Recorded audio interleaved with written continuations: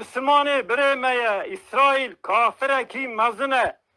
Em Kurdin, Türk, Arab, em tev birê hevin. İsrail gawirekî mezin e, bira kes ji alî wî neke. Em Müslümanin, Filistin Müslümanê birê me ye İsrail kafirekî mezin e. Em Kurdin, Türk, Arab, em tev Niha ji viyar ez bêm çi baş e? Niha ji vî kerê çolê re me re bê çi baş e? Ji vî ehmeqa re ez çi bêjim? Ji vî bikêmaqila re ez çi bêjim? Here tu bala xwe bide hîn xwe nas nake, hîn neyarê xwe nas nake, ta bela xwe di İsrailê dide. Lê ji bona xatirê we ku hûna li ser ekranê temaşe û guhdar dikin, bi qurbana we be û bi gulamê we be, ez ê pêr bi zimanekî xweşik biaxivim. Normal gerek yê wanî merev wan rezîl û riswa bike.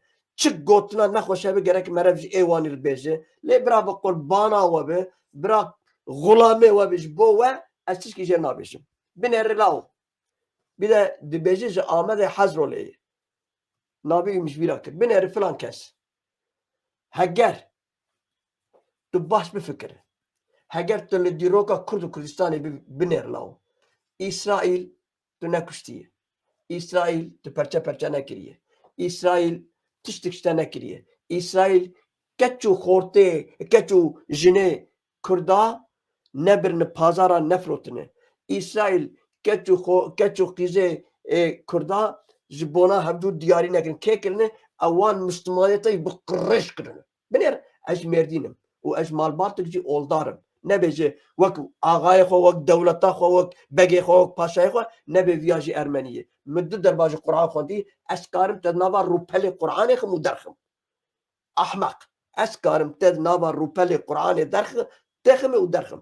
Ez karim ji te re dîroka İslamê ji derma İslam çêbûyê heyata heya nacî bînim vê dirê. Yani ez heger Xwedê qebûl jî bike ez Müslümanekî bawermendim, lê ew bawermendê welatperwerim. Ne wek te xwefiroş û bêbext û ehmeq û nezanim. Ne wek te xayîn û bêbext û dijminê qewmê xwe me. Ne wek te wek berxê ku li maka xwe dikeve. Tifîl we bê.